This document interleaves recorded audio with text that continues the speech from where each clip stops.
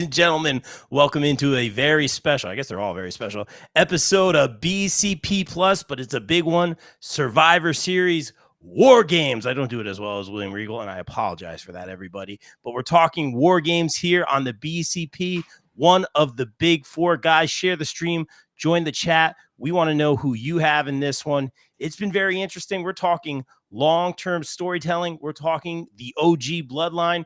We're going to have a little fun. CM Punk is back in the fold. Who's going to be that fifth member in the women's War Games match? Lots to talk about. But before we get into that, guys, please welcome back to the show.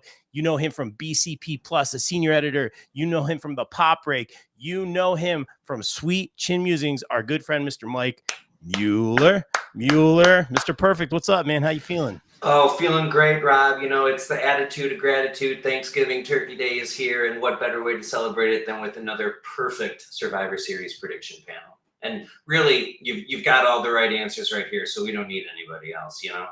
You know what? I'm going to be fair, Mike. I'm going to be fair. Past couple years, you've been solid, man.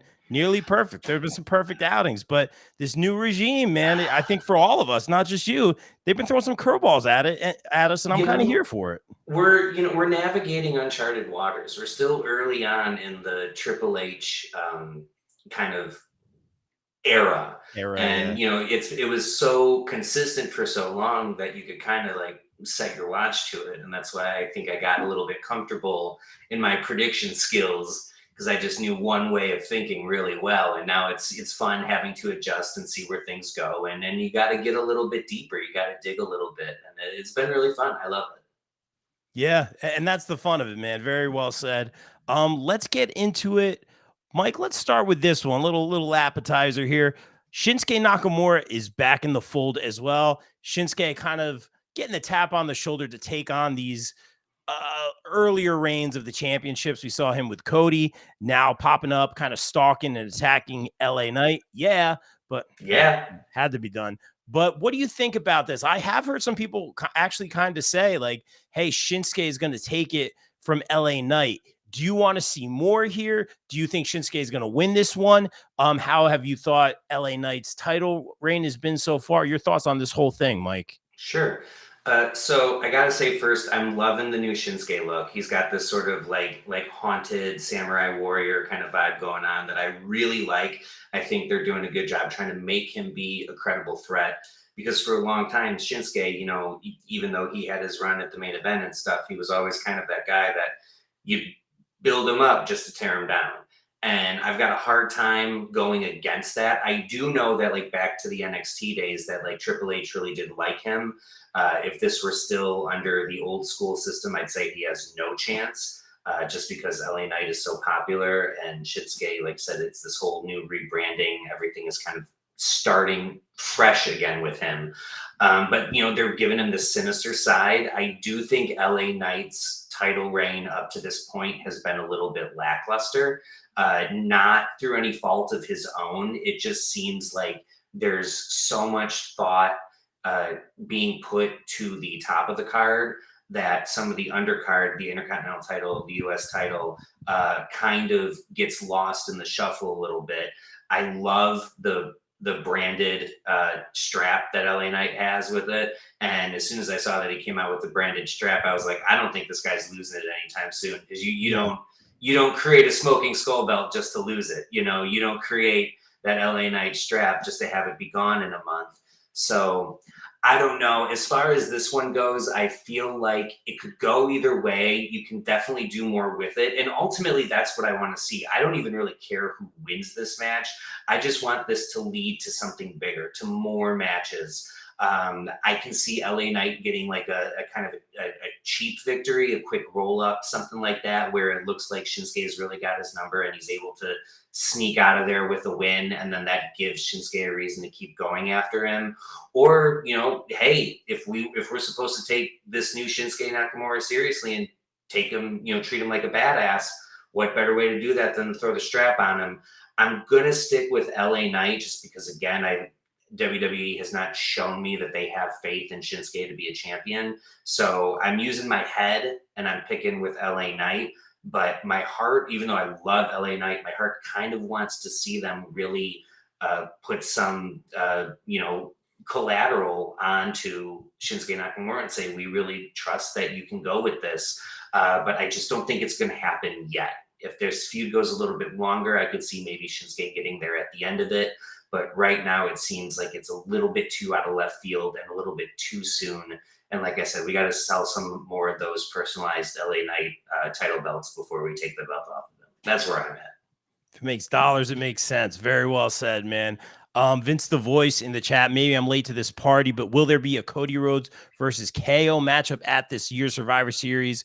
I think LA Knight is going to win here. Yeah, Vince the Voice. Check out him over on YouTube. He does some great announcements over at the Home Depot, I believe in Middletown, Connecticut. A lot of fun and a lot of wrestling shout outs. So shout out Vince the Voice. And guys, let us know in the chat who you have. I'm going to agree with what you said, Mike. I did pop for the belt as well. The little LA is all over the custom strap. That was very, very cool. How can you not love that? It was great. But I agree with what you're saying. Shinsuke is cool and all. He's a great challenger for LA Knight. It makes a lot of sense. It's going to be a solid match here. I do think LA Knight's going to retain for a lot of the reasons you said. But I need more meat on the bone. I'm not to say I'm not on the LA Knight train. You know, we know Matt, BCP OG, the anti-smart has seen a lot in Eli Drake since day one. He really loves LA Knight, and LA Knight has gotten so far on his own. It's amazing to see his rise and see the fans get behind him. But maybe I need more of a story here. Maybe I'm getting spoiled with these long-term stories. I need to connect with him in a way that's not a catchphrase. You know what I mean? That's just how I feel. No disrespect to him. The guy's been, man, working at this business for years and years and years, finally made it to the top here, has a long ways to go. I want a good story for him. This isn't necessarily a shot as his character or persona or catchphrase. I just want a little bit more meat on the bone, I guess is what I'm trying to say. I totally hear you, and I agree. And it's like, even if you go back to his last feud, I mean, the last feud around the title was really a feud between Carmelo Hayes and Andrade. And LA Knight was kind of just throwing, in my opinion, he was the third most important person in that story. And your champ should not be the third most important person in a championship story. I do wish that they would give him a little bit more. But again, up until this point, I don't really fault him for it. I just think that it's been a little bit of not lazy booking, but they haven't felt the need to really flesh out a lot of stuff with him, which I think is a shame. And as far as what Vince says, I think there will be a Cody and Kevin match. I'm assuming that's going to get established on Friday. But as of right now, I don't believe that's official yet. No. Yeah, not official yet. Let's go. Where should we go next? Let's go to the women's War Games match.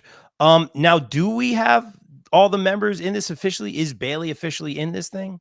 According to Wikipedia, take that for what it's worth. Yeah. Wikipedia also said Hillary Clinton won the Masters tournament in 2016, so Well, can't always take it for face value. But I think it is Bayley, and it does make sense. Bayley and Naomi were the two that were backstage or in the parking lot with Jade when she got attacked. So it would make sense to kind of plug her in there. Plus, she's not really doing anything else. So I think it is going to be Bayley. As far as who I think is going to win, I do think that the faces are going to win. I think Bianca and Rhea's team is going to win. What I'm more curious about, though, is what happened with Jade. I've heard that there's some stuff going on outside of wrestling that she's got to get with and okay, I was going to ask. Right in her own world. I heard a rumor that I can't substantiate at all, so I'm not even going to repeat what the rumor is. But someone was saying that it was. Dude, I respect the heck out of that. Yeah, that's some championship journalism right That's there. That's right, baby. That's right. No rumor and innuendo, only facts. That's right. So I don't know exactly why, but I don't think it's an injury. I think there's just some other stuff going on. I'm more curious to see who attacked her. I've heard a couple different names floated around. I've heard Bianca Belair, but the way that played out on air doesn't really make sense. Bianca attacked her right before her match just so she could leave her match and get disqualified from that doesn't really add up to me. The ones that make the most sense to me are Bayley and Naomi, since they were in the back stage area with that. You could play the Bayley jealousy thing. She's a great heel. We know that. I'm personally hoping it's Naomi. I've never seen a heel Naomi, and I do, and with her and Bianca and Jade all working together, it would make sense. But I'm not expecting that to get revealed or resolved at War Games. I think that the baby faces are going to win, and it's going to be a feel good moment. Sorry, probably Candice LeRae is gonna eat the pin or the submission in that one.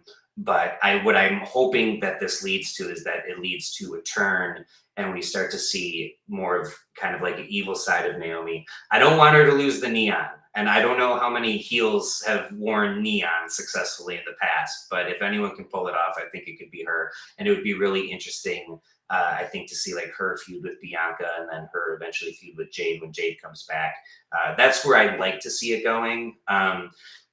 The other thing that I heard people talking about is possibly Tiffany Stratton cashing in because both of the champs are in this match. Ooh. I don't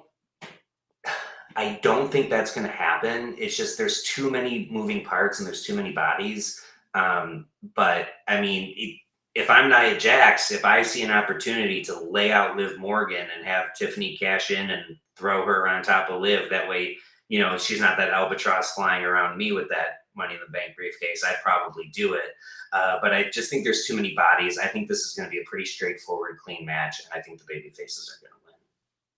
That's a really good assessment. I didn't even think about Tiffy time. Is it Tiffy time? It's always Tiffy time. Always Tiffy time. Will it be Tiffy time somewhere, baby? That's it's Tiffy. That's a t-shirt. Real quick, Vince the Voice, thanks for the shout out, bud. Appreciate it. Hope you and your family have a great Thanksgiving. Happy Thanksgiving, everybody. Yes. We are in the gratitude era. Mike Ferreira, what's up? Rob, Mike Ferreira, good seeing you at Pro Wrestling Magic. I am glad you are healthy again, man. So good to see you up and about. All the love. Happy Thanksgiving. Gina in the chat saying, I hope it's Alexa Bliss. Will we get Alexa Bliss maybe coming out at the end, a la CM Punk?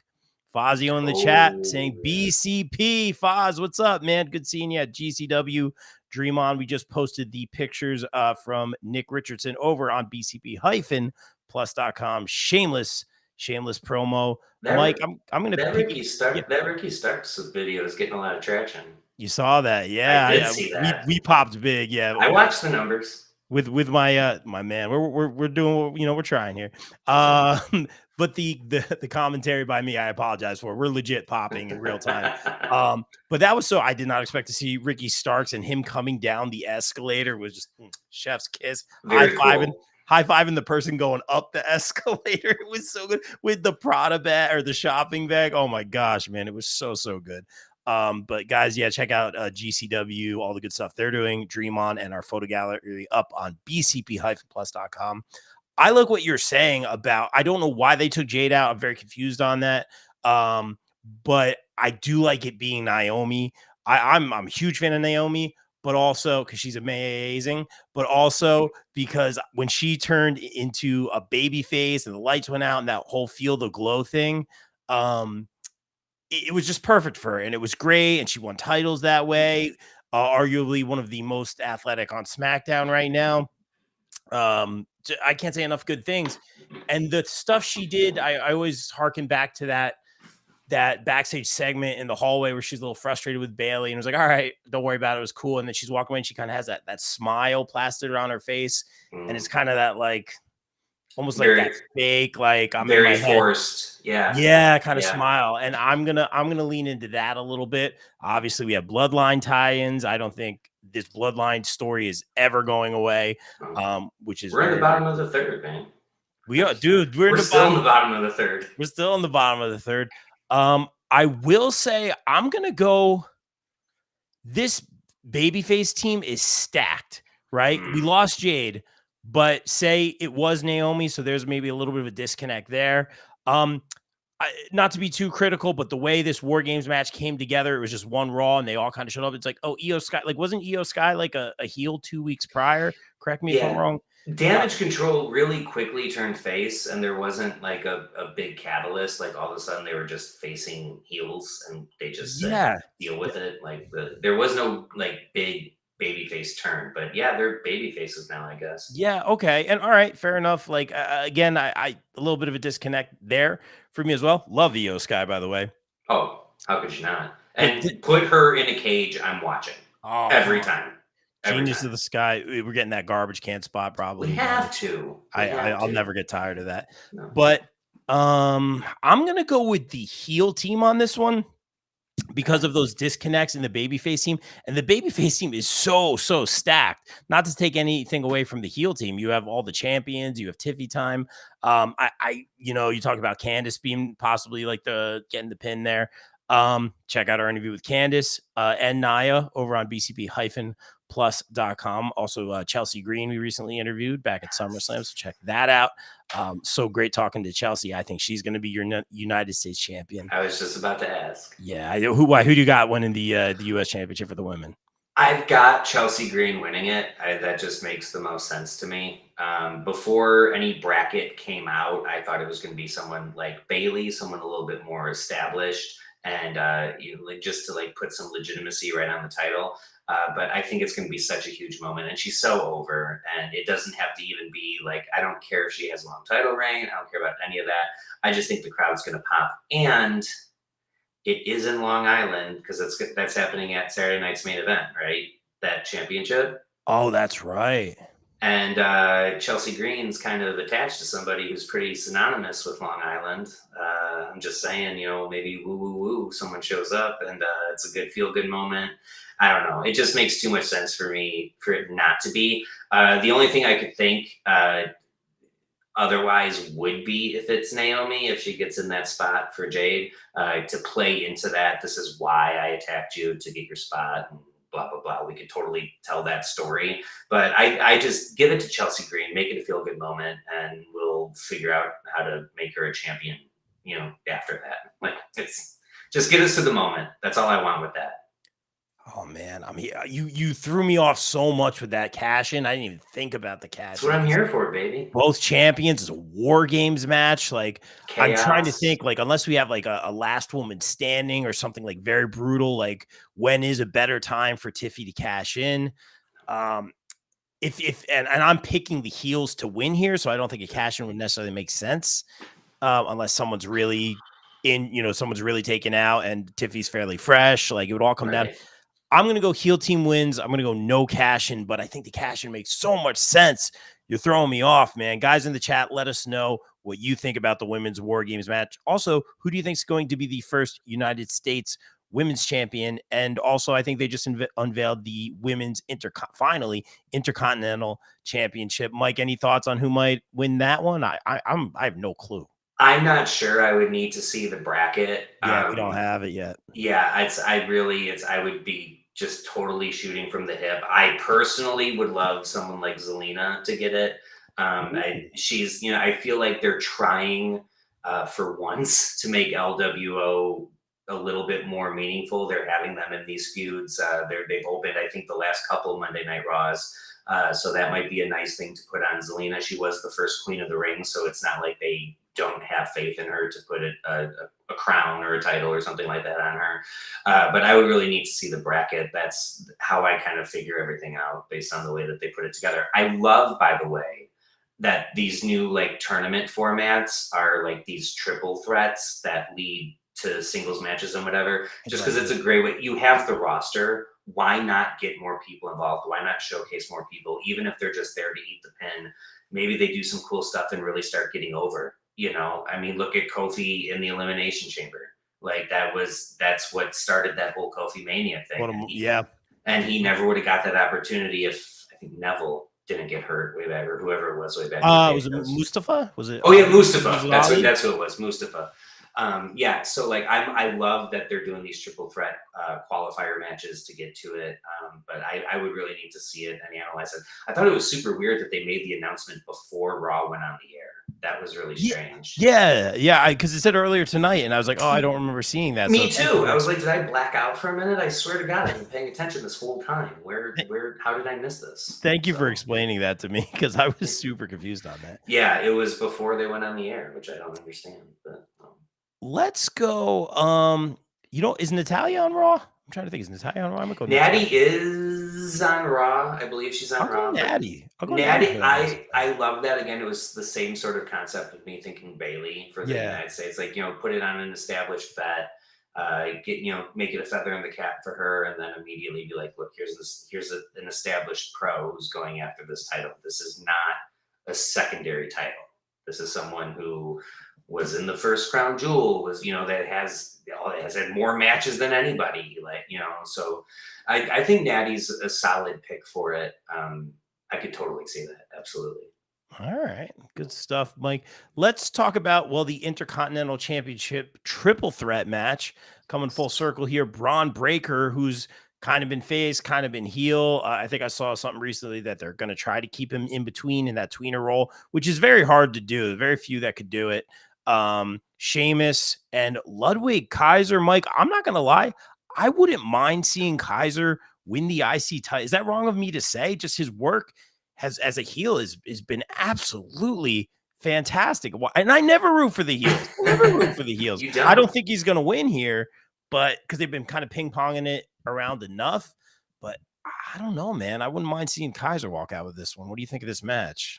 I love that it's weird because it's a little bit of the rinse and repeat from the Carmelo Hayes Andrade True. LA Knight situation where they're constantly messing with each other's matches, and I don't really love that. I'm with you. I think Ludwig Kaiser has been doing incredible work, and I do have to say, if Damian Priest beats Gunther, I think you absolutely put the Intercontinental title on Ludwig Kaiser, because then there's this weird, now Ludwig has gold and Gunther does not. And what kind of tension does that bring to the surface? I think that's a really interesting avenue to go down if you want to go down. I'd love to see Sheamus do it. I think he's first ballot Hall of Famer. I think he's one of the most. It blows me away that he is not one of the first names that come out when people talk about like the current greats. I think he is one of the absolute current greats. It's the only title he hasn't won, so he gets to finish the story that way. If he does it that way, I think he will eventually get it. They've put him in this spot a couple times now. You feel like he's got to get there eventually.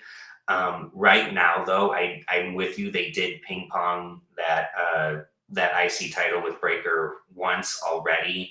I don't think they're going to do it again. I don't really want to see them do it again. I like Braun Breaker a lot. I think he's one of the most interesting characters. God, when he hits those ropes, it's insane. It's insane how fast this dude goes. It's a whole other level.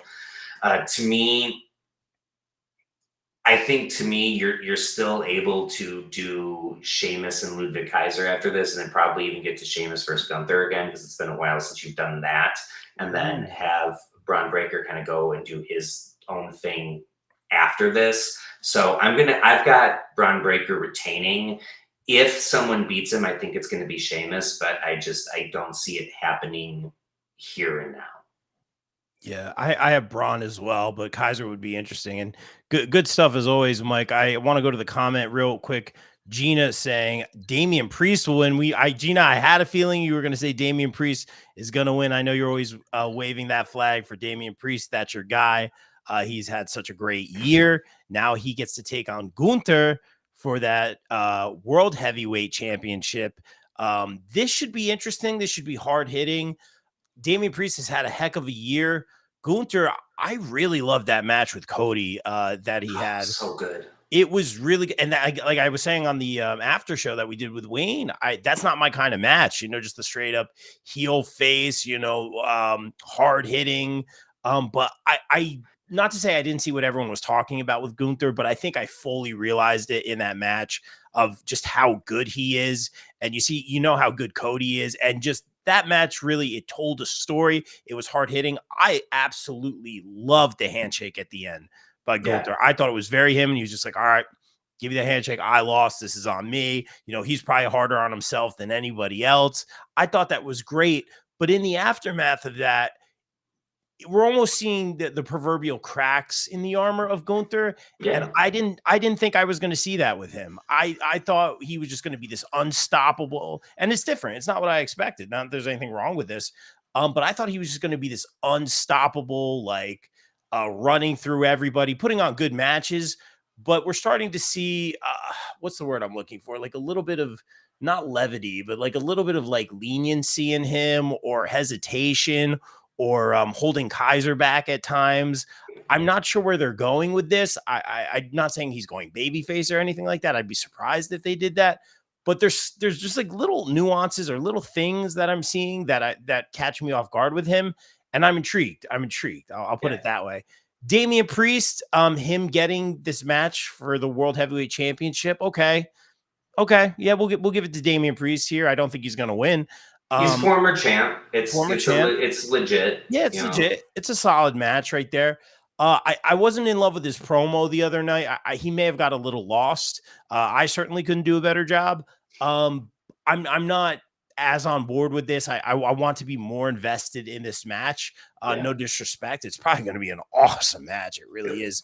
But there's no part of me that's like, oh, this is Damien's time and he's going to win. Sorry, Gina, that he's going to win this one. But I think, unfortunately, Gunther is going to retain here. Mike, your thoughts on this whole thing? Yeah, well, first of all, the thing that you're seeing with Gunther that we've never seen before, I think the word you're looking for is doubt. He's doubting himself Ooh. for the first time, ever. He's like you said, he's always been that super dominant force, and he's really can steamroll through everybody. I absolutely thought he was going to beat Cody. Kind of glad I wasn't on the prediction panel for that one because that would have been Yeah. a big old L. That would have been a big L in my book. I thought for sure. I picked Gunther. Yeah. Yeah, I thought for sure, and I mean Cody is my number one, so I wasn't upset about it. But yeah, we're seeing doubt and we're seeing vulnerability and we're seeing, like you said, hesitation in Gunther that we've never seen before.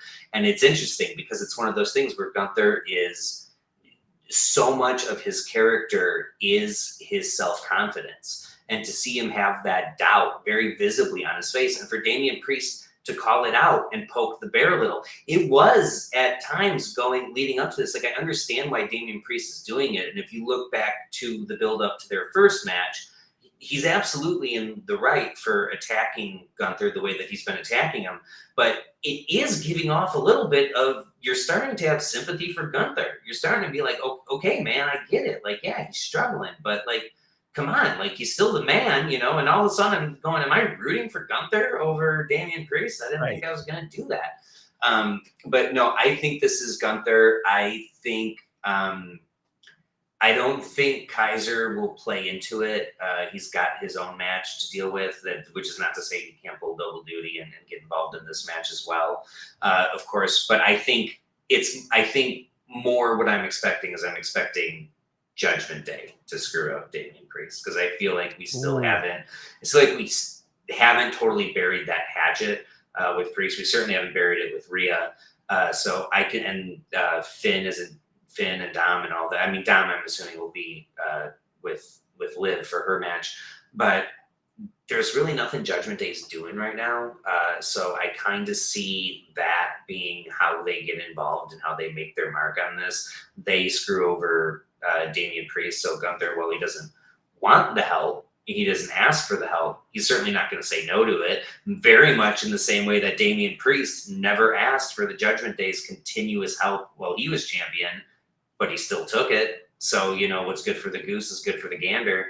And I don't know the German word for goose, but I think that's Gunther right now. I think Gunther's the goose, and he's going to be the goat. He's going to still be the champ at the end of all this. Do goats eat geese? I don't know, but I think this is Gunther all the way. He's too awesome, man. I love Gunther. That's still him versus Ilya Dragunov is still probably my favorite match of the last 5 years. It was good. Yeah. You knew it would be too, man. Oh yeah. Oh, dude. Let's go to the chat. Gina saying, Rob, don't say that. He's my man. I know. Damian Priest is your guy. I call it like I see it. Foz in the chat. Fazio saying Gunther heavyweight champion with Kaiser the Intercontinental. Now that I didn't think about. Now you're making me. I can't change my pick. You can't change your pick. It's locked. It's locked in. But man, now I'm thinking with Gunther and Kaiser. I mean, that's got to come to a head.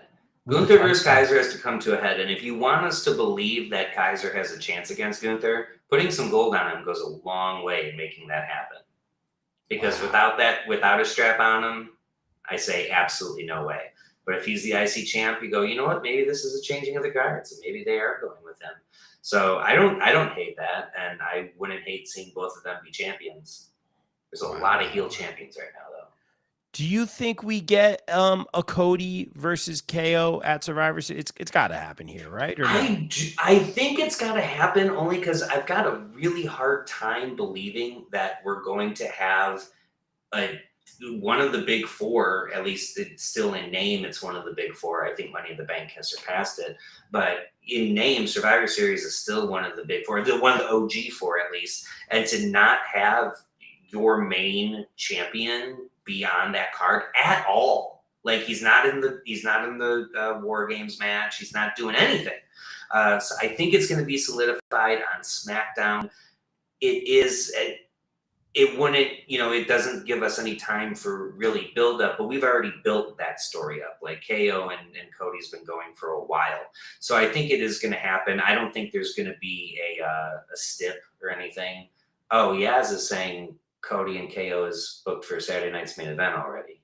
That's what, and thank you. Yeah, I was gonna bring I thought I had heard that somewhere. Okay. Guys, shout out Yaz in the chat. Let's see what he's got. I was just gonna bring that up. I thought I had seen rumors that it was going to be booked there.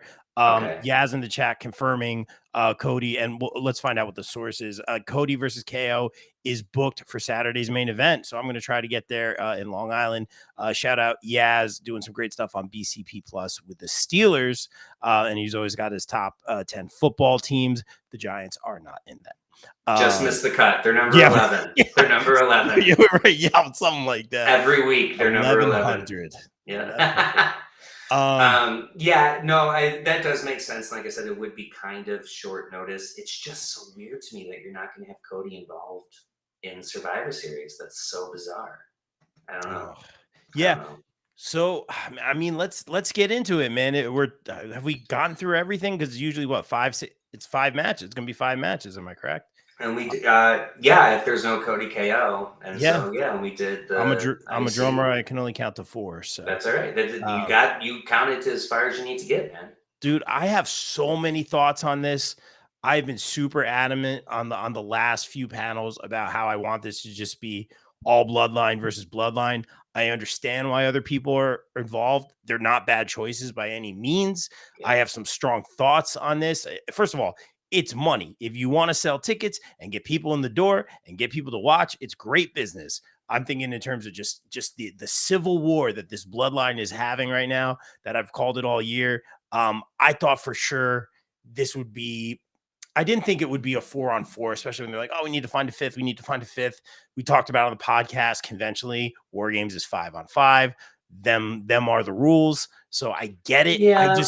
I think I want it to be a little bit more of a family matter. And Sammy is family. I'm going to leave it at that.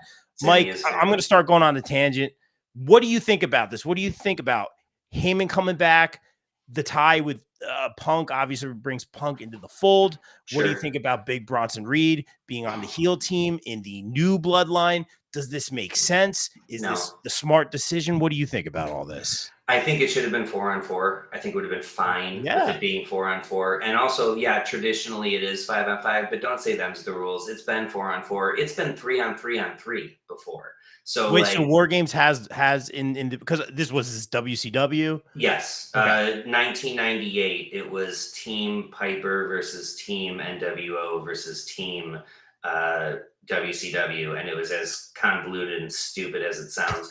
But it has happened before. It made no sense. It was so dumb. But by that time in WCW, the ship had already sailed. So it didn't have to be, and I hated Bronson Reed coming in, and I'm like, okay, the only reason for Bronson Reed to come in, to me, would be have Seth Rollins come in, because they still have their beef, and it's a way to get Rollins in and be like, look, I'm not here to support Roman Reigns, I'm just here to get my hands on Bronson Reed, and this is a chance for that. So I thought that's where they were going. Punk threw me for a loop.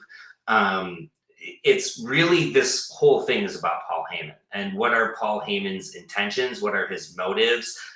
Let's start with the fact, like you said, there's a lot to delve into. First of all, the Sami Zayn cell phone thing. Yeah, what was that? Red herring. I think it's a red herring. It's, Paul Heyman has said in an interview that there is not one frame of bloodline story that isn't purposely done. There are no accidents with the bloodline story. To quote the great Macho Man Randy Savage, nothing means nothing. Everything means something. And with them, that's very true. But I do think it is a red herring. I think him taking the phone out, I don't know if it was, they wanted us to see it and we saw it. What does it mean? Could he have been screwing up Roman's phone? So it's possible. I just don't see it. What I'm more interested in, as we're approaching Thanksgiving, nobody told Paul Heyman because he must think it's Halloween wearing his Solo Sokoa costume Yeah, what was out that? to the ring, dressed exactly. I mean, all that was missing was the frosted tips. Like that's all that was. That's all. I mean, he was rocking that Solo Sokoa outfit, and Now, is that a red herring too? it could be, but I'm inclined to think that Paul Heyman's feelings are hurt. Roman Reigns abandoned him. I was really hoping Amanda was going to be on this panel because I had some words for her about her boy. Yeah. Roman Reigns turned his back on Paul Heyman. Roman Reigns saw, I mean, I know he was at home resting or whatever, but he has a TV, I assume. And or if he doesn't, I'm assuming someone called him and said, yo, your boy who's been propping you up for the last, 4 years is getting destroyed by your mortal enemies. Where the hell are you? Like that to me, if that was me, if I'm Paul Heyman, I'm not really rushing back to Roman Reigns. I was like, when you needed me, I was there every single time. Now I needed you. I needed you to save me, to literally save me. I got triple powerbomb through a table, dude, and I'm Paul Heyman. I am not a wrestler. Like that was a tough bump to take. And where were you for that? Nowhere. Crickets. That ain't cool. That is not cool to me. And the other thing is, Paul Heyman, even, as the wise man and everything, he didn't leave Roman Reigns out of the loop ever. He wasn't calling shots that Roman Reigns didn't know about. Even if it was him saying, this is what we should do, Roman Reigns was in on that plan. Roman Reigns had no idea that CM Punk was coming down there. Roman Reigns was shocked by that, which tells me that Paul Heyman is doing things without consulting Roman Reigns, without really caring about how it affects Roman Reigns. Because ultimately, I think Paul Heyman, I don't see him going with the new bloodline, because unless he's got like the worst case of Stockholm syndrome ever, I just can't imagine that he would go back to the people that treated him the way that they treated him. But I think Paul Heyman is in business for himself. Whether that means we get CM Punk and Paul Heyman back together full time, I don't know. CM Punk might just be doing Paul Heyman a solid. And this could be a great way, if we're doing Rollins and Punk after this might be a great way to just get CM Punk to being a heel without having to like attack Seth Rollins in a devious way and all that stuff. And CM Punk can simply say, look, this is a guy who had my back from the beginning. He asked a favor of me. And when Paul Heyman, I'm a Paul Heyman guy. I'm the OG Paul Heyman guy. When Paul Heyman asked me to do him a favor, I got nothing going on. I'll take the payday, and sure, I'll do this. And sorry, Roman, you have to deal with the aftermath with them. That's not my fight to be in. But my boy needed me, and unlike you, I'm here for him when he needs me. So I think that Paul Heyman has very nefarious intentions, and I think he is there to disrupt the system, a la Brock Lesnar Big Show. If you go back to that, Paul Heyman sees this opportunity to be like, look, no, sorry, this is my chance at revenge. This is my chance to make a clean break from you. You don't deserve me. And he doesn't. Roman Reigns does not deserve Paul Heyman after he left him high and dry like that. So I think that CM Punk is in there to screw things up and get the hell out of Dodge, whether that's being just like straight up, attacking Roman Reigns, or just, staying out of the picture and not helping, however it comes to fruition. I think ultimately this is Paul Heyman's revenge on Roman Reigns. And I've got Solo's team winning. Yeah, that's what I was just going to ask you. So you're going, man. Yeah. It's interesting and really good stuff, Mike, as always. I know I keep saying that, man, but I love having you here. You should keep saying it. It's really good stuff. Great insight, man. It really is. I think there's definitely some red herrings, even with the Sammy thing. Like, I missed the cell phone thing, and then they were talking about it on Busted Open, and everyone's sharing it online, and I watched it back. I'm sitting here thinking they said action dude was on his phone and threw it on the couch.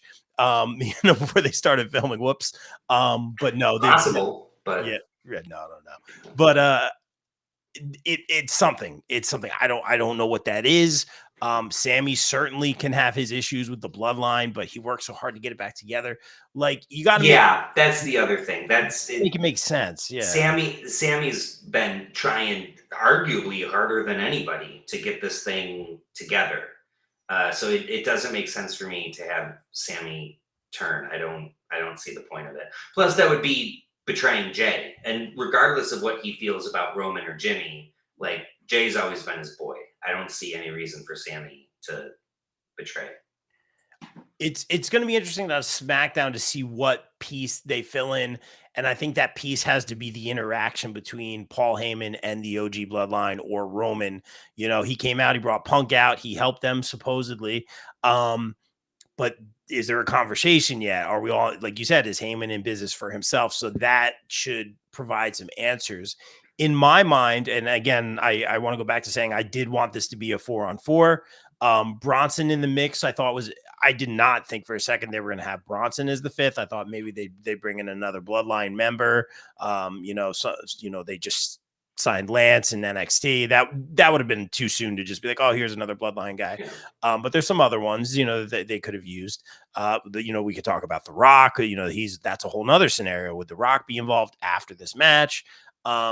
But I wouldn't be surprised to see Rock make an appearance. I'm trying to think how this ends, right? You think because it's Vancouver. That's the only thing stopping me is that it's Vancouver. Not to say he's not going to go to Vancouver, but you think at the end of the show we get a He flew from LA to Atlanta. He can fly from LA to Vancouver. It ain't that far of a flight. I'm pretty sure The Rock's passport is up to date.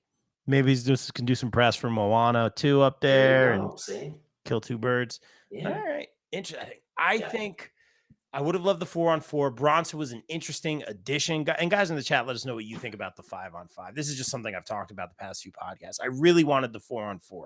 Also, the thing, sorry not to interrupt, but also the thing with Bronson, and it's been my complaint with Bronson forever. Bronson is thrown in these kind of matches to take the loss. He's taken the loss in every triple threat that he's in. Yes. And I hate it because I love Bronson Reed, and I don't think he should be eating pins like this. I think he should be very difficult to beat. He's been very easy to beat.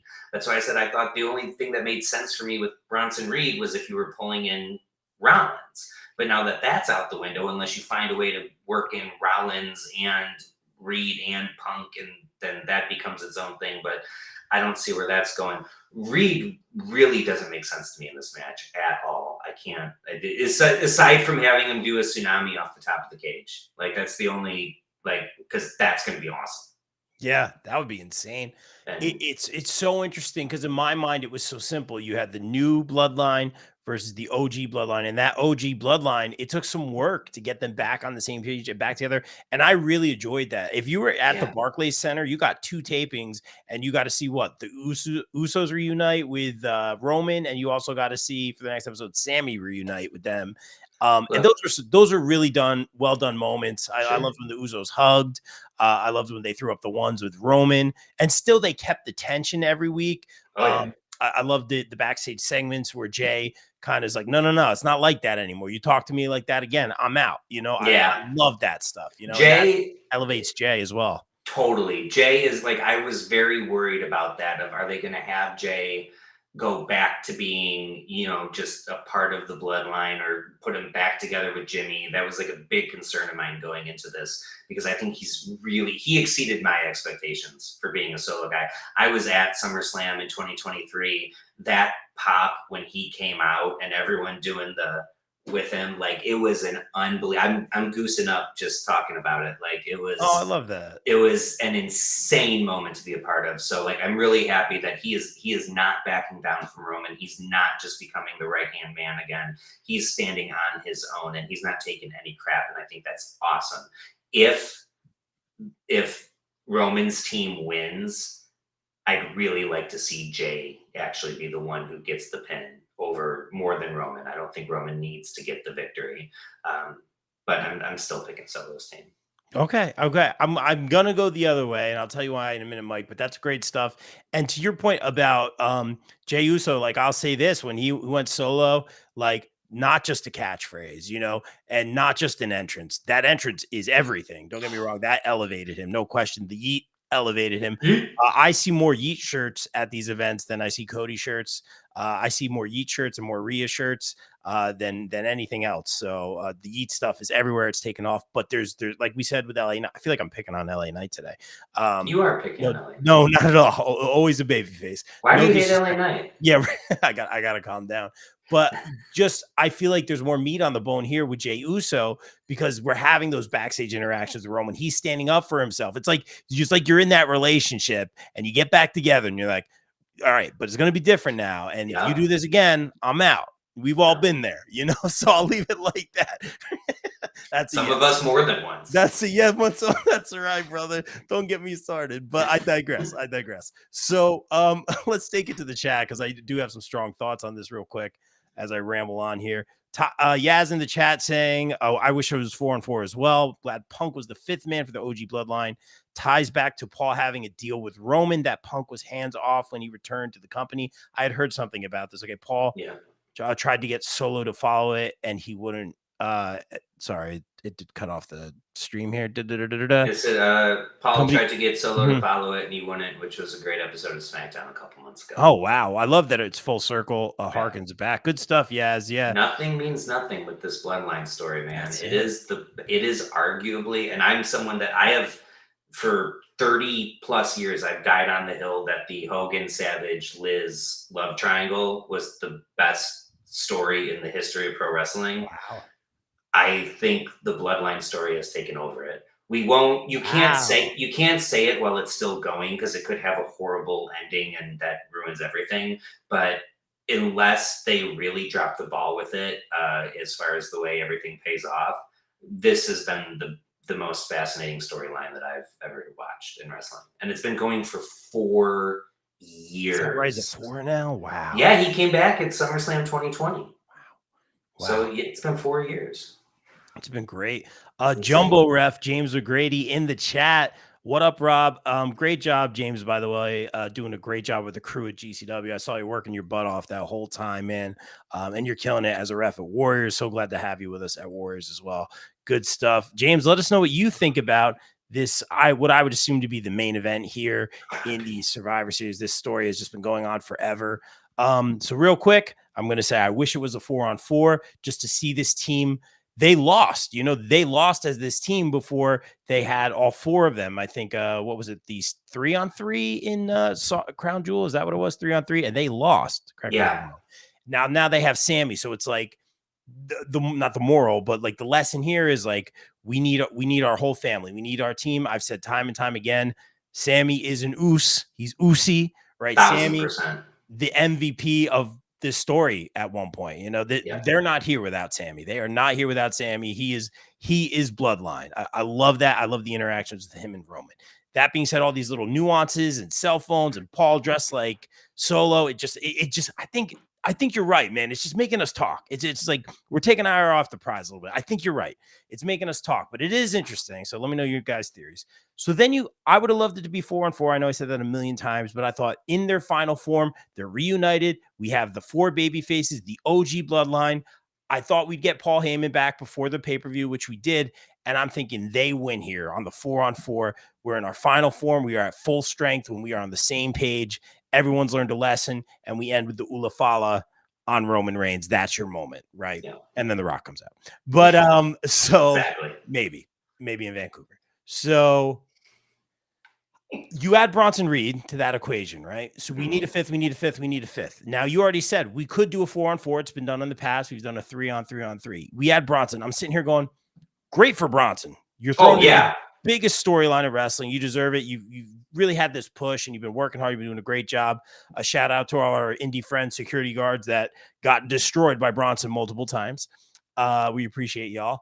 I hope they got paid good for that. Bronson, remember Solo was the heavy at one point. Like Solo was the heavy. And I almost miss Solo. He's doing a great job with what he's got. He needed to be the one to do what he's doing, to be the anti-bloodline or the other bloodline. But Solo, when he was quiet and like doing his thing and just his facials, That was my favorite. So even The Rock was trying to pop him when they were on the radio. He's like, "Oh, Solo, you're always playing hockey," or Yeah. he's always like making jokes Solo's about gonna sing Solo. karaoke. Yeah, stuff like that. Like I love that, but that was Yeah. my favorite Solo. So you add Bronson. So Bronson is the heavy now. Like Bronson is the heavy. Like Fatu is Yeah. just unstoppable and Yeah, I was amazing. gonna say but I feel like there's two heavies. I would There put exact Fatu. or three if you Yeah. count Solo. But and again, I try not to like define things like that, but it's interesting. So we have Bronson, some Samoan heritage, or I've been informed anyway. Correct me if I'm wrong there, but not tied directly to this bloodline, They nor said is Sammy. Yokozuna is Japanese. We can say Bronson Reed is Samoan. Fair Like enough, it's but for him to be there, it was almost like they recruited him and he's in it. Okay, I get it. To me, that takes me out of it a little bit, just in terms of story. It takes me out of it a little bit. Okay, fine, whatever. I do like him with them. He fits in with them real nice. It's a good fit, I think. It just how he got there. I'm just kind yeah. of like, okay, I would have liked, and maybe correct me if I'm wrong, and maybe yeah, they did kind of do this. I really wish that they straight up made him like mercenary, and like I would have loved to see like Solo just hand him like a fat envelope, and so okay, he's doing this because he's getting paid. He doesn't yeah. care. He is a killer for hire, which is exactly who Bronson Reed should be. Like I like that. I would have been so much more on board because it also would have been very cheap and underhanded, which is the thing. Solo is the cheap Timu Wish knockoff version of Roman Reigns. He's not the equivalent of Roman Reigns, and that's what makes this story so great. And that's why he doesn't have the respect of the OG bloodline. He had to bring in these other guys that the OG bloodline wanted nothing to do with because they'll follow Solo. Jimmy and Jay and Roman are not now ever then now forever together ever going to follow Solo Sokoa. So like he's a leader because he's choosing to be a leader and he's demanding to be a leader, but he doesn't have the actual presence and qualities of a leader. So I think it would have been perfect for him to like we need five because apparently we have to have five. I'm just going to pay the biggest guy I can find because that's not what Roman would do. Roman would look for a true loyal soldier. Roman would not try to pay somebody to do his bidding for him. That's why it would have been so brilliant for Solo to take that route because that's again, you want to be Roman, you're not Roman. So, but we didn't get that, at least to my knowledge. I didn't see any interaction like that. Yeah, it Where was he's just clearly a hired gun. yeah, and I could see him sticking around with them depending on how this goes moving forward. And again, I like him with them. It's just how it came about. And I like your idea. I think that kind of cements it a little bit more. So then we go to the other side, and I'm thinking, okay, we have to find a fifth here. What are we going to do? Heyman still needs to get back into the fold here. My only thought for it being Cody, like you said, Cody is not officially booked on this PLE yet, and Cody had the team up with Roman, Right. which meant something, which made me think, hey, they're gonna Cody, hey, let's do this again. We figured out that we could function together. Let's do this, and Cody is in this big storyline again, and Cody's in the main event again. Makes sense. Okay. Now, months ago, I said I don't want KO involved. I don't want or I do want Sammy. I don't want KO involved. I don't want Cody involved. I just want it to be Bloodline. That's not happening. Bronson is here. I've accepted that there's going to be someone that is not OG Bloodline on this team. I've accepted it. Okay, it's going to be Cody. Okay, Cody was part of this significantly on the other side, but okay, it's going to be Cody. People were talking. It's going to be Punk. It's going to be Punk because of the Paul Heyman tie-in. Okay, and sure enough, CM Punk comes out to a huge pop and is alongside the Bloodline. And this is great for tickets. This is great for the PLE. This is great for the pay-per-view. But to me, and I know the connection. I know it's Paul Heyman, and I get it. And we have all these theories now, but to me, there's just a little, maybe I'm just mad it's not 4-on-4, but like to me, there's a little bit of a disconnect seeing CM Punk, Sam side by side with Roman Reigns and the Usos, and CM Punk's a face, and Sammy, and just a part of this all of a sudden. Yeah. And it's really good. I'm not complaining. It's just there's a little bit of a disconnect for me. And it's going to be awesome. And stuff's going to happen. In my mind, I'm going to stick with, you're at full strength because you have the family all on the same page. You have Heyman back, supposedly. And now we have a big time star like CM Punk. So I think the women's match, the heels win. And I think in this match, the baby faces win. And this is the moment where, again, this is why I don't like the CM Punk and is there. you get the moment with the Ulafala back on Roman. That's essentially the end game, and you are the OTC. Maybe that's not going to happen here because of the Heyman of it all, the Punk of it all, and the Bronson Reed of it all. Is The Rock going to come back at the end and throw a wrench into this thing before they do that? Well, you kind of brought up what I think is the greater crux of this is going into this. We were very much, at least I was. I don't want to speak for anybody else. Very much under the assumption that this is kind of the blow off. This is the big. This is War Games. This is what it does. War Get Games. everybody. War Games settles feuds. It ends it. And we were thinking that it was 4-on-4. I was very much in that boat. I was totally team Roman Reigns until we included Punk and Bronson Reed. That's what changed my mind, because that took it from this is kind of the blow off, perhaps the culmination of everything. And now instead, this is very clearly just another chapter. There is a lot more that's going to happen after this. And if there's a lot more that's going to happen after this, it's more intriguing to me to see Solo win. And I'd like to throw something out there for you though. So here's how I would do it. Let me put on my Booker hat real fast. It's a tight fit. What I'm doing is I've got Solo Sikoa and his team winning. All right.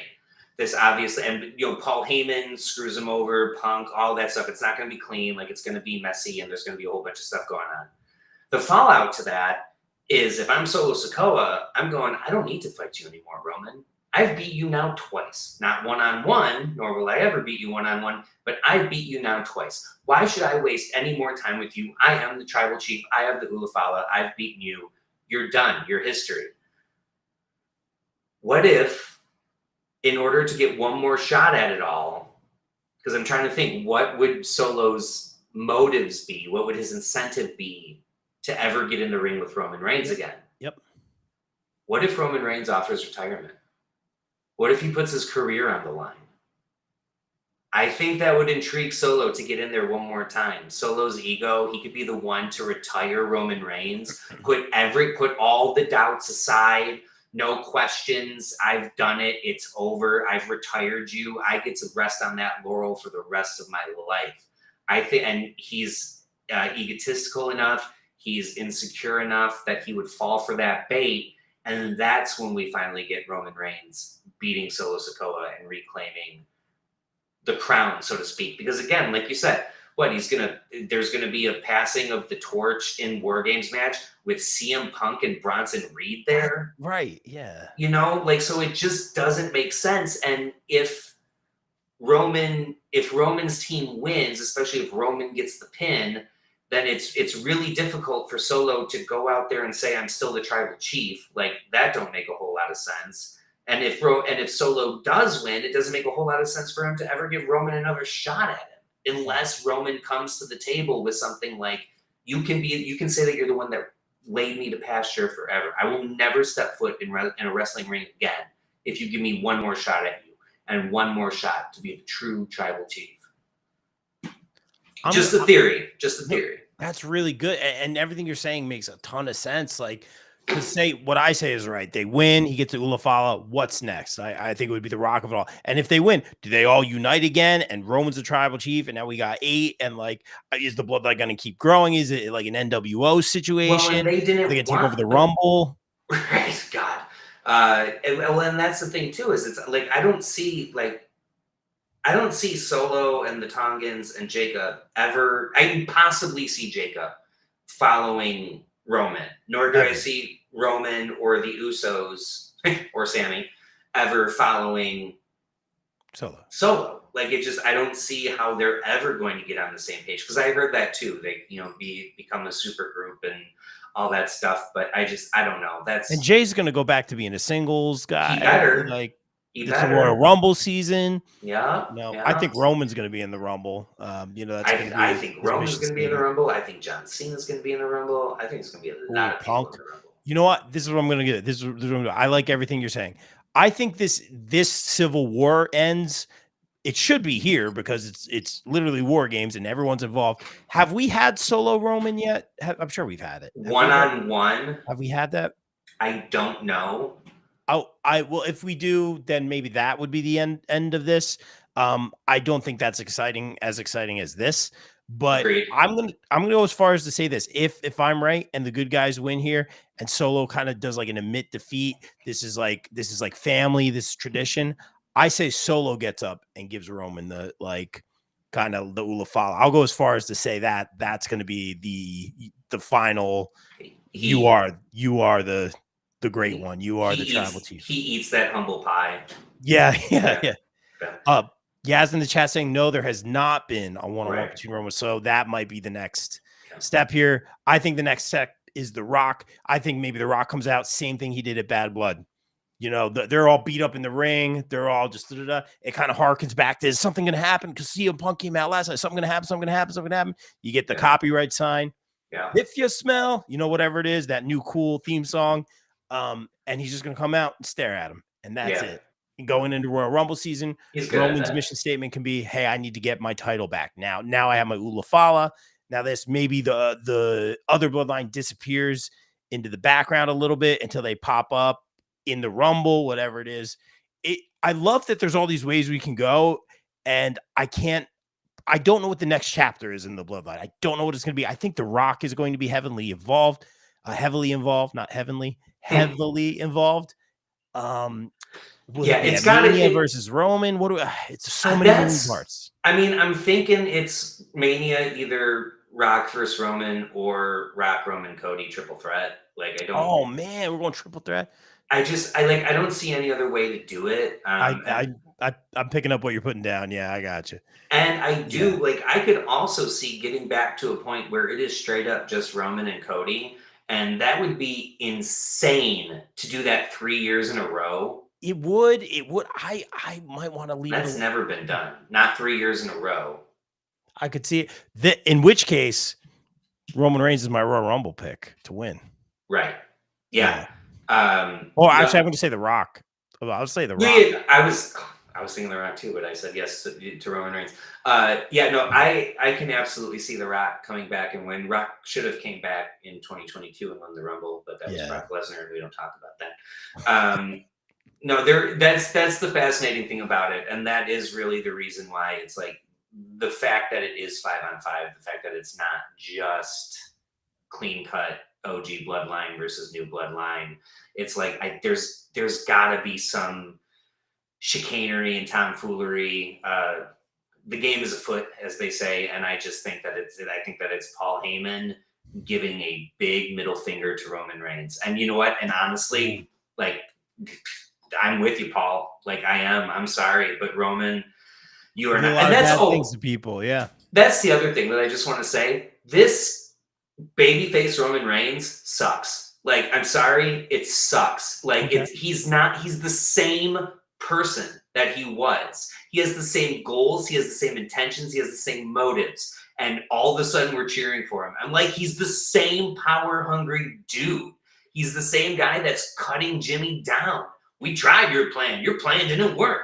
Like, screw you. At least I'm coming up with something. You're sitting there in your leather chair acting high and mighty. I don't know. Like, Roman Reigns, to me, needs to still eat some more humble pie. I agree with that. Yeah. I agree with that. He has not learned his lesson. He has not changed. His character has not changed. We know he's being cheered because he came back, had the return. Obviously, that's a big part of it. And we're grateful for what he's done with these stories with Cody, with these 100%. stories of Bloodline. We are grateful, and I get it. But that doesn't, that's not like storyline cheer. That's just pro wrestling, smart fan cheer. Sure. But you're right. You have a great point. He is that guy. And you could see why Sammy would still be mad at him. We see Jay kind of lash at him. Hey, it's not like that anymore. You don't talk to me like that. Yeah. And if you remember, Jay asked for an apology before he came back. I don't think he got the apology. There was just a beat down at the end of the show. They got on the same page. They looked at each other, threw up the ones. Yeah. I think or was it that way with Sammy? I think I'm mixing them up a little bit. But there was no apology either way. Either it was Sammy or Jay or whoever it was. that wanted the apology. It was just there was a beatdown. They all got on the same page and they Yeah. threw up the ones. There's obviously a lot of feelings involved in this Yeah. relationship. There's a lot of feelings. I do agree that, and maybe we're cheering Roman because I do like that he's the same guy, because I like it. I like it's not just like a drastic change. Like, oh, they're cheering for me. I'm a good guy now. I'm going to do everything the right way. Like, I like that he's the same. And I like Me seeing too. that struggle of him having to be like, talk kindly to Jay and treat each other as equals. And like, that's been But fun too. he's doing it through gritted teeth. Like Yes. Yeah. Yeah. he Exactly. does not, like, he's doing it because he knows that he has to. It's like when the kid says they're sorry because they got caught stealing the candy bar. They're not Mhm. sorry that they stole the candy bar. They're sorry that they got caught and now they have to say sorry to get out of the situation. Roman Reigns is that kid with the candy bar, that I'm selfish, I'm self-centered, I'm doing this because this is what I want. And the only way, now I realize the only way to get what I want is not through pure force like it used to be, and manipulation like it used to be. Now I have to play nice, but it's play. It is play. And this Roman Reigns is still a heel. And honestly, I think the biggest reason that we're cheering Roman Reigns is because he ain't Solo Sokoa. And that's, Ooh. like, we are booing Solo Sokoa in earnest because he's the boy prince, he's the leader that wasn't, he's all that stuff that we love to cheer, or that we love to root against. And Roman Reigns is the foil to that. But Roman Reigns, if you just look at his actions, and actions speak louder than words, Roman Reigns is still a heel, and you will not convince me otherwise. Not until he truly changes, which he hasn't. And I think Paul Heyman betraying him will be the thing that makes him actually look in the mirror and go, where did I go wrong? Because he's, like I said, he's never apologized for anything. He's never admitted fault to anything. Nothing is his fault. He's a classic narcissist. Nothing is my fault. Everybody screws me over. It's all everyone else's fault. Poor me. I'm doing everything for everybody. Why doesn't everybody love me? You should love me. No, bro. No. Sorry. Yeet to that. Yeet. No yeet No to yeet. that. No yeet to No that. yeet. Oh man, Mike, you crushed it tonight, man. Really good stuff, man. I could go on and on. This has me more hyped for the PLE, as these panels often do. Guys, thanks so much for staying up. Gina in the chat, I heard Charlotte might be the one, Charlotte Flair, to take out Jade Cargill. I could see that. Yeah, you ready for some Charlotte, Mike? She is the queen, and you bow to the queen. And I can't wait for her to come back, whenever that is. Maybe the Rumble. We'll Love see. Charlotte. Good. Love Charlotte. Good stuff, guys. Go over to YouTube. We're really focusing on the YouTube channel as well. Subscribe over on BCP Plus. Check out our great interviews with WWE superstars. We just talked to Effie over at GCW, Santana Jackson. A lot of fun watching wrestle, and Marcus Mathers, who was recently ID'd by WWE. Those will be up very soon. Mike, shameless promo time. You know how this goes. Tell everyone where they can follow you and all your perfect predictions. Absolutely. Well, this Friday, Luke and I will be doing our official Survivor Series podcast. We're also going to do our Mount Rushmore of Survivor Series matches. That's at Sweet Chin Musings. You can find it there. Spoiler alert: the Montreal Screwjob is not on my list, but we do a lot of fun stuff there. We've been going strong with that. Writing for the BCP, had to take a break because it hurts me too much to write about the Raiders, and my heart just can't take it. Maybe I'll write it. I'll write about the Lions in the playoffs. I'll do that for sure. And then, yeah, still ready for Pop Break every once in a while. But for the most part, you can find me on BCP Plus, writing and editing, doing all that fun stuff. Thank you so much to you for giving me that opportunity. And yeah, rocking it out on Sweet Chin Musings, and anxiously chomping at the bit for spring football to get back together. We just got some big news for the UFL. They're going to be expanding, so things are strong. The TV numbers are really strong. It's really exciting, and can't wait to be back in the press box and doing all that fun stuff with them. Yeah. If they let you back, I know you asked those. They're good. They look. I'm gonna be back. I got the inside scoop. I can guarantee it. I almost guarantee it. That's like that. I'll put. I'll give everybody your word. I won't give them my word, but I'll give them your. I'll give Rob's credibility. Fair enough. Yeah. Hopefully, I have some left. Mike, good stuff as always, man. Good seeing you guys. And like we always say here on the BCP, everyone stay safe, stay positive, take care of each other. We out. Peace. BCP is brought to you by our favorite store, Funkenstein Wrestling Superstore, located in the Englishtown Flea Market in New Jersey from 8 a.m. to 3 p.m. Saturdays and Sundays, and online at FunkensteinWrestlingSuperstore.com. Get your favorite wrestling merch, retro video games, Ninja Turtles, Ghostbusters, G.I. Joe, so much more. It's our favorite store. Thank you, Heather and Dan, for sponsoring the BCP. Also got to welcome back our sponsors, the No Gimmicks Podcast, the podcast that keeps it 100% real 100% of the time. Check out our guy Kelvin, only on the No Gimmicks Podcast. Wrestling All Day, All Night is the best wrestling discussion group on Facebook. We provide more of a community feel here and have wrestling fans introduce other fans to something they may not have seen before, such as old school wrestling, indie wrestling, Japanese wrestling, and so much more. We also strive to be a source of information regarding upcoming wrestler meet and greets and signings. And remember, we're open 24/7, all day, all night. Be sure to follow on socials and join the group on Facebook at Wrestling All Day, All Night. Welcome back our sponsors, Sweet Chin Musings. Sweet Chin Musings is the creation of the reigning, rarely defending, highly disputed champion of wrestling podcast, Mr. Perfect, Mike Mueller, and his tag team partner in crime, Luke Kudialis. SCM focuses on the in-ring product of WWE and AEW, no dirt sheet rumors here, as well as backstage news, predictions, and analysis of characters, storylines, and major pay-per-views. Old school fans, don't worry, we have you covered as well, with a look back on classic matches, top 10 lists, and interactive tournaments that let the fans decide who is truly the best of all time. You can find them at Facebook at Sweet Chin Musings, and check out the podcast on all major podcast platforms. Please welcome back our sponsors on the BCP Plus and the podcast, GPW Productions. GPW provides your promotion or event with top-tier video, audio production, live streaming, and more. I can personally vouch for them in saying they are hands down the best production company I've ever worked with, as they have and continue to work with the likes of AEW, GCW, StarCast, MLW, not to mention the majority of the local independent promotions here in the tri-state area.